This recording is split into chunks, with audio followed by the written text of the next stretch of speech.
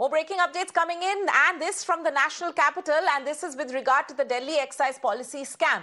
Now, after Manish Sisodia, the Delhi Deputy Chief Minister, he wrote to CBI and also came out and spoke to the media briefly, where he said that he's not going to appear, not going to answer the summons issued by CBI against him in the liquor scam case. Now, sources from CBI indicate that as of now, they have not issued any fresh summons for Manish Sisodia. There may be a new date basis which he will be called again for questioning. But it's clear now that Manish Sisodia won't appear in front of the agency today. For more on this, I will be going across to my colleague Bhavtosh Singh, who has more details.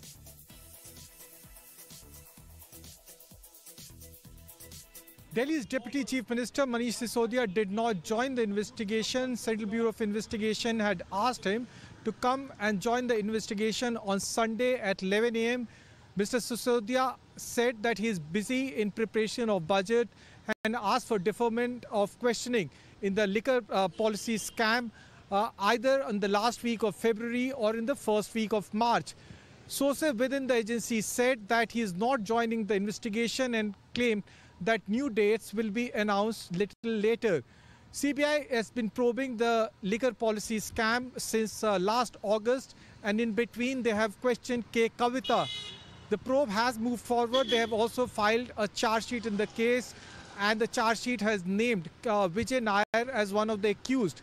CBI claimed that South Group had paid kickbacks to Vijay Nair, who is one of the accused in this case. CBI has also said that the South Group managed to win the retail zones of Delhi. The whole idea was to remove cartelization, but because certain individuals influenced the excise policy, the South Group managed to win 9 of the 32 retail zones. Last week, Bucci Babu, the former auditor of K. Kavita, was also arrested by the Central Bureau of Investigation.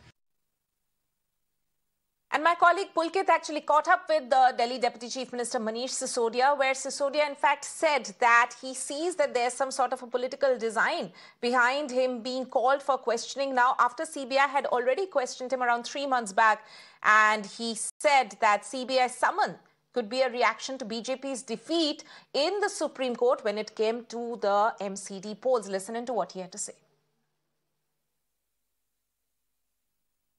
सुबह के 10 बजे हैं और अब से ठीक 1 घंटे बाद मनीष सिसोदिया जी को सीबीआई दफ्तर पे पूछताछ के लिए जाना था, लेकिन अभी वो मेरे साथ हैं। क्यों नहीं गया?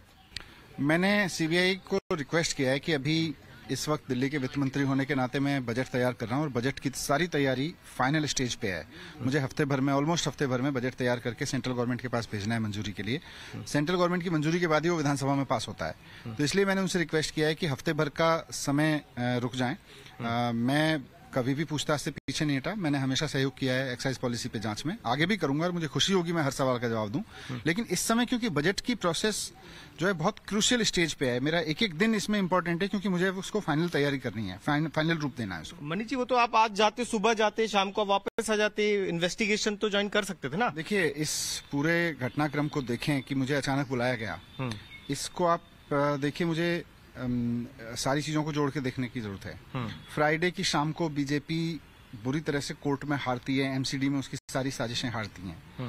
बीजेपी को एक तमाचा लगता है। फ्राइडे की शाम को एमसीडी के मामले में वो हार जाते हैं। सैटरडे की सुबह सुबह वो मुझे नोटिस दिलवाते हैं सीबीआई से कि आप संडे की सुबह आ जाओ। मुझे पूरा आशंका है कि वो मुझे गिरफ्तार करवाने के लिए बुला रहे थे। यानी कि आपको ये डर था कि अगर आप आज जाते? नहीं हूँ। बीजेपी ने अगर सीबीआई का दुरुपयोग करके मुझे गिरफ्तार करना है बदला लेने के लिए, तो वो तो करवाएंगे, उनके पास ताकत है। मुझे डर नहीं है क्योंकि मुझे पता है कि मैंने कुछ नहीं गलत किया। मुझे बस इतना डर है कि अगर इस समय वो बीजेपी के कहने पे मुझे गिरफ्तार करते हैं तो दिल्ली के लोगों का बजट सफर करेगा। बजट की सारी प्रोसेस डिरेल हो जाएगी। दिल्ली के लोगों के लिए जो आगे की योजनाएं हैं, दिल्ली के कर्मचारियों की तनख्वाह से लेके सारी चीजें सफर करेंगी। बजट मैं फाइनल स्टेज पे लेकर आया हूँ। अब जब फाइनल स्टेज को अंतिम स्वरूप दे रहा हूं मैं इसको, तो ये मैं ही कर सकता हूँ। तो मुझे लगता है कि अब फरवरी के एंड तक आते आते मुझे बजट सेंट्रल गवर्नमेंट को भेजना है। उसके बाद में आप जहां बुलाएंगे मैं तैयार हूं आने को, मैं डरता नहीं हूं इनसे। लेकिन सिर्फ मुझे इस बात का डर है कि अगर बजट डिरेल हुआ तो दिल्ली के काम बहुत बुरी तरह से सफर करेंगे। गिरफ्तारी वाला जो आपको चिंता है या गिरफ्तारी वाली बात है, ये कहां से आ गई? ये तो इन्वेस्टिगेशन, क्योंकि ये सारी इन्वेस्टिगेशन, ये सारी कहानियां चली बीजेपी के बदले के लिए रही है। बीजेपी हमें काम करने से नहीं रोक पा रही, बीजेपी सुप्रीम कोर्ट में हार जा रही है। जिस दिन बीजेपी सुप्रीम कोर्ट में हारती है अगले दिन सुबह वो जाके सम्मन दिलवा देती है। फ्राइडे को हारती है, सैटरडे की सुबह सम्मन आ जाता है, संडे को हाजिर हो। और पूरी की पूरी तैयारी इनकी यही है, सारी कहानी चल रही है इसलिए कि मुझे एक दिन गिरफ्तार करना चाहते हैं, ये सारे काम रोकने के लिए। फरवरी के बाद जब बजट तैयार हो जाएगा, विधानसभा में पेश हो जाएगा, उसके बाद आप चाहते हैं कि अब सीबीआई? नहीं, मैं सेंट्रल गवर्नमेंट को बजट भेज दूंगा, उसके बाद में मुझे कोई दिक्कत नहीं है। मैं क्योंकि अभी क्या है, दिन रात सुबह से शाम तक मैं मीटिंग्स कर रहा हूँ, फाइनल कर रहा हूँ, सारी चीजें तैयार कर रहा हूँ। तो फरवरी के एंड तक आते आते सारी चीजें खत्म हो जाएंगी मेरी।